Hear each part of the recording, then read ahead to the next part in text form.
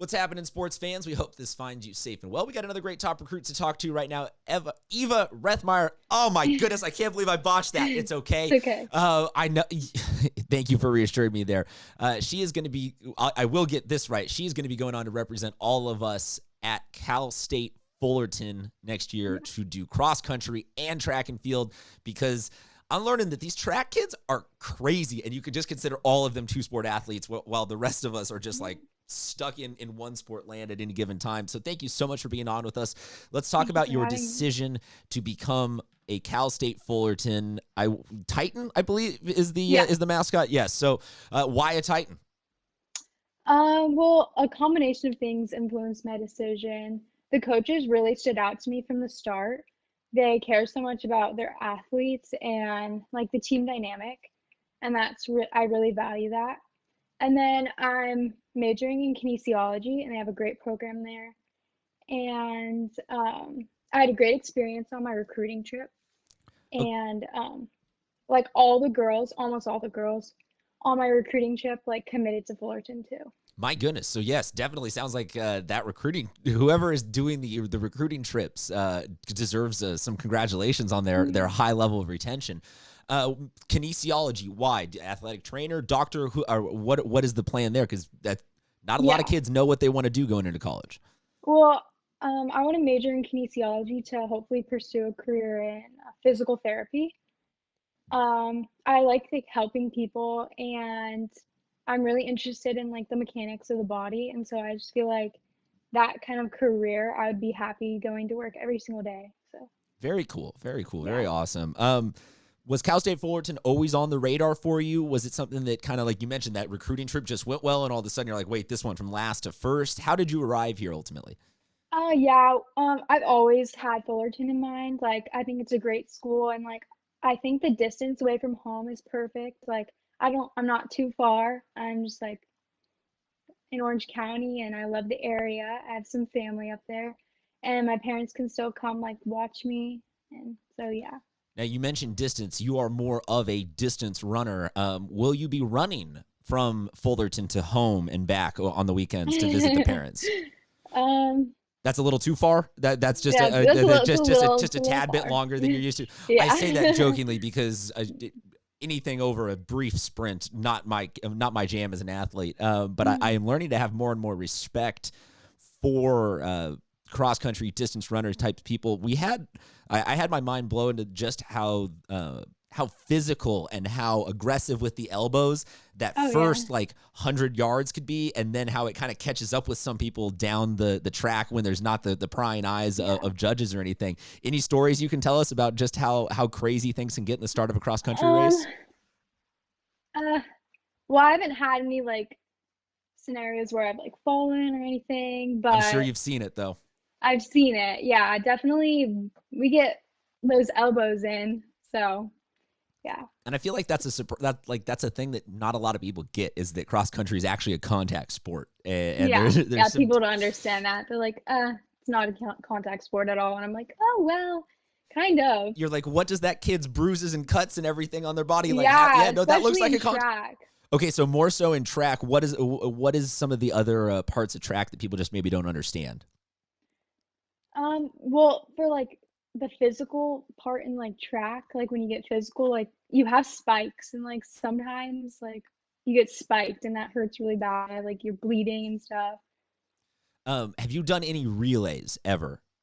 Oh yeah, I love the relays. Okay, so I want to ask, because I've long held that right behind hitting a baseball, completing a good relay handoff is the hardest thing to do in all of sports. Your take on that? I feel like it's harder for sprinters to make a good handoff. Like distance runners, we kind of just like shuffle and then like take the baton. Like it's not as like quick because we're like running like the 1600 and stuff. But yeah, relays are so much fun. What part of the relays is fun? Maybe what part of all track is fun? You know, for football, it's scoring a touchdown. Basketball, it's a dunk. Or like, what is that equivalent for you in track? What is that sweet spot where you're like, this is really fun, this is why I do this? Well, like for the relays, why the relays are really fun is because it's like a team dynamic again, like cross country. Like in cross country, it's all about like the team. You're running for your teammates. And in track, it's more individual. So when it comes to relays, like it's like that team dynamic again. So I feel like that's why relays are really fun. Do you want to go first and set the tempo and then have to like stress and watch everyone else? Do you want to go last? Like where is the comfortable spot emotionally to handle running a relay? Well, I'm usually the 1600-meter leg, so I'm always last. But yeah, and last, you're okay with it? Is it stressful watching the first three people? Like, do you watch the clock, watch the time, be like, come on, or are you just sitting there like, give me the baton, give me the baton? Like, what is it? Walk us through like the mental space of the first couple minutes of a relay that you're just waiting for the baton to get to you. It's definitely nerve-wracking because you're just like waiting there for like a couple minutes, but like I trust in my teammates. My teammates always pull through. So once we get it, we're just execute. So you talk about the team dynamic a couple of times. You guys got kind of robbed of your senior year. Not kind of robbed. You got entirely robbed of your year this year. And Poway is one of the schools, more than a lot of the others in San Diego, that has a really deep track program. You have everything from pole vault to sprint and everything. Like, you have one of the most well-rounded, deep, big track teams. So talk to us a little bit about the emotions of not getting to have that family experience with all those friends this season. Yeah, it's really disappointing, and I'm like upset that I don't get to have my last, season with like my best friends and stuff. I remember the Monday before like the Friday that everything happened, we had this really hard track workout.